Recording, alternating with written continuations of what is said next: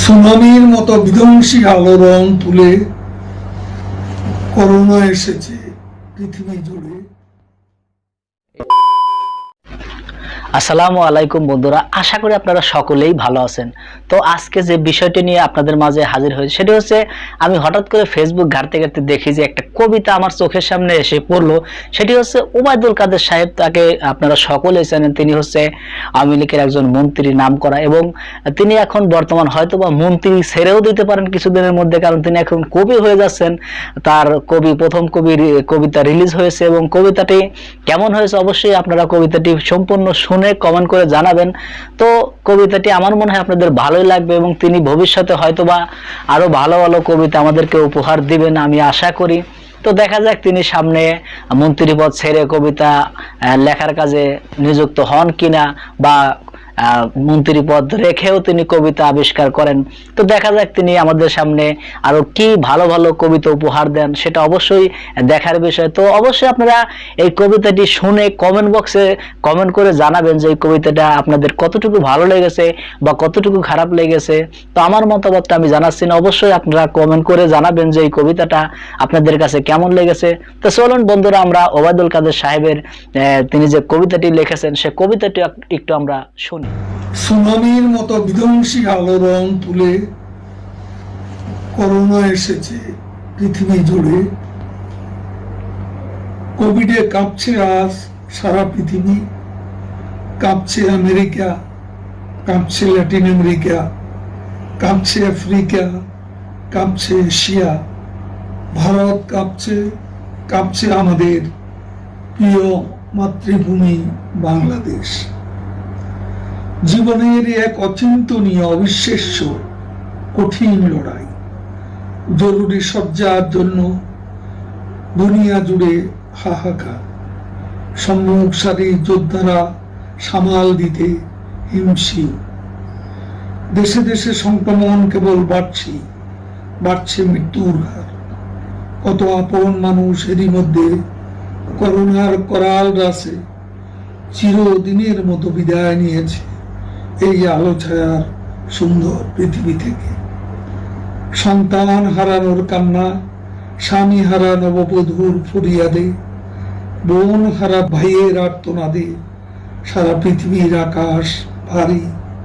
নতুন নতুন ধরন এসে ভয়ঙ্কর রূপ নিয়েছে করোনা। এই তো সেদিন আমাদের কাছের মানুষ মতিন খসরুর সে বিদায়ের বিষাদ সংবাদ পেলাম। একদিনই সর্বোচ্চ 96 জন চলে গেল মৃত্যুর মিছিলে। সকালে ঘুম ভাঙলে নতুন নতুন সংক্রমণ আর মৃত্যুর খবর। জীবনে যারা এত কাছের মানুষ, প্রাণঘাতী প্যান্ডেমিক তাদের কত দূরে সরে নিয়ে যায়। এই রোগীদের কাছে আসতে ভয়, সামনেও ফুল জোটে না কফিনে। বিদের সৎকারেও আপন মানুষেরা কাছে বেড়ে না। দূর থেকে কেবল নিশ্চিম শূন্যতা, হৃদয় ভারাক্রান্ত হয়। করোনা প্রতিরোধে সারা দুনিয়ায় আজ লকডাউন চলছে রাত্রিকালীন কারফিউ। পৃথিবী জুড়ে গরিব আরো গরিব হচ্ছে। বাড়ছে নিঃস্ব মানুষ, ভাসমান মানুষ, বাড়ছে কর্মহীন বেকারদের দীর্ঘ মিছিল। বাংলাদেশে লকডাউনও মানতে চায় না মানুষ। মাস্ক পরতেও নিদারুণ অনাগ্রহ। স্বাস্থ্যবিধির প্রতি সাংঘাতিক অবহেলা। ভ্যাকসিনেও হার মানছে না করোনা। এ ভয়ঙ্কর ভাইরাসকে হারাতেই হবে। স্বাস্থ্যবিধি শানিত হাতিয়ারই কেবল হারাতে পারে প্রাণঘাতী করোনাকে। করোনা দিনে দিনে হয়ে উঠছে আরো হিংস্র, আরো প্রতিশোধ প্রবণ। তবু মানুষ সর্বত্রই বেপরোয়া। রাস্তায়, হাটে বাজারে, ফেরিঘাটে বেপরোয়া মানুষদের ছুটন্ত মিছিল চোখে পড়ে প্রতিদিন। সরকারি বিধিনিষেধ পুরোপুরি মানছে না মানুষ। প্রধানমন্ত্রী শেখ হাসিনার আন্তরিক আহ্বানেও উপেক্ষা।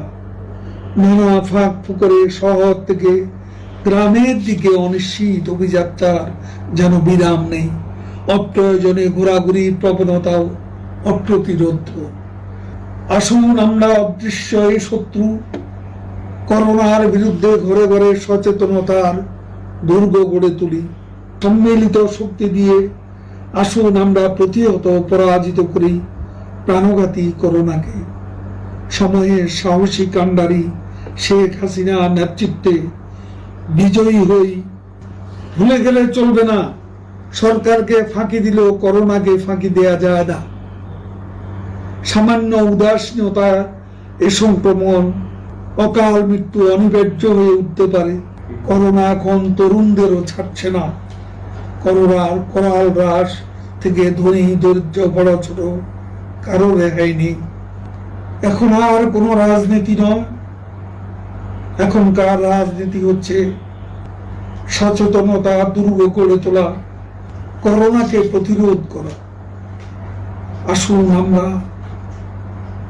দল মত শ্রেণী পেশা নির্বিশেষে আমাদের সকলেরই সুরক্ষার স্বার্থে প্রাণঘাতী করোনার বিরুদ্ধে ঐক্যবদ্ধ লড়াইয়ে অবতীর্ণ